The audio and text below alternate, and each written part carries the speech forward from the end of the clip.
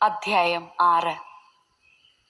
മനുഷ്യർ ഭൂമിയിൽ പെരുകാൻ തുടങ്ങുകയും അവർക്ക് പുത്രിമാർ ജനിക്കുകയും ചെയ്തപ്പോൾ മനുഷ്യപുത്രിമാർ അഴകുള്ളവരാണ് എന്ന് കണ്ട് ദൈവപുത്രന്മാർ തങ്ങൾക്ക് ഇഷ്ടപ്പെട്ടവരെയെല്ലാം ഭാര്യമാരായി സ്വീകരിച്ചു.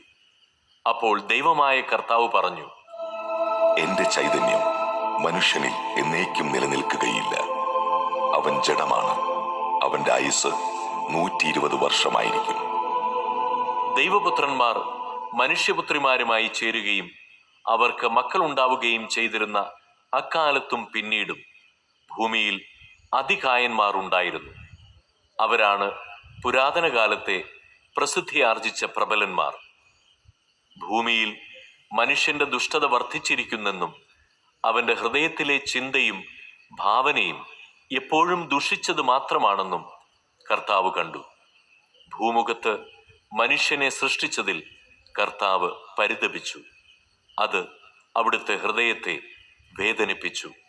കർത്താവ് അരുളി ചെയ്തു, എന്റെ സൃഷ്ടിയായ മനുഷ്യനെ ഭൂമുഖത്ത് നിന്ന് ഞാൻ തുടച്ചു മാറ്റും.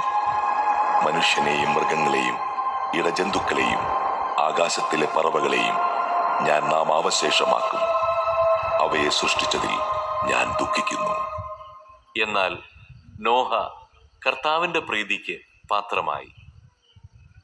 ഇതാണ് നോഹയുടെ വംശാവലി. നോഹ നീതിമാനായിരുന്നു, ആ തലമുറയിലെ കറയറ്റ മനുഷ്യൻ. അവൻ ദൈവത്തിന്റെ മാർഗത്തിൽ നടന്നു. നോഹയ്ക്ക് 3 പുത്രന്മാരുണ്ടായി: ഷേം, ഹാം, യാഫത്ത്. ദൈവത്തിന്റെ ദൃഷ്ടിയിൽ ഭൂമിയാകെ ദുഷിച്ചതായി തീർന്നു. എങ്ങും അക്രമം നടമാടി. ഭൂമി ദുഷിച്ചു പോയെന്ന് ദൈവം കണ്ടു. ലോകത്തിൽ മനുഷ്യരെല്ലാം ദുർമാർഗികളായി. ദൈവം നോഹയോട് അരുളി ചെയ്തു, ജീവജാലങ്ങളെയെല്ലാം നശിപ്പിക്കാൻ ഞാൻ നിശ്ചയിച്ചിരിക്കുന്നു. അവർ മൂലം ലോകം അധർമ്മം കൊണ്ട് നിറഞ്ഞിരിക്കുന്നു. ഭൂമിയോടുകൂടി അവരെ ഞാൻ നശിപ്പിക്കും. ഗോഫർ മരം കൊണ്ട് നീ ഒരു പെട്ടകമുണ്ടാക്കുക. അതിൽ മുറികൾ തിരിക്കുക. അതിന്റെ അകത്തും പുറത്തും കീലു തേക്കണം. ഇങ്ങനെയാണ് അതുണ്ടാക്കേണ്ടത്. 300 മുഴം നീളം, 50 മുഴം വീതി, 30 മുഴം ഉയരം. മേൽക്കൂരയിൽ നിന്ന് 1 മുഴം താഴെ പെട്ടകത്തിനൊരു ജനലും വശത്തൊരു വാതിലും വെക്കണം. താഴെയും മേലെയും നടുവിലുമായി 3 തട്ടായി വേണം പെട്ടകമുണ്ടാക്കാൻ. ഭൂതലത്തിലെല്ലാം ഞാൻ ഒരു ജലപ്രളയം വരുത്താൻ പോകുന്നു. ആകാശത്തിന് കീഴെ ജീവശ്വാസമുള്ള എല്ലാ ജഡവും ഞാൻ നശിപ്പിക്കും.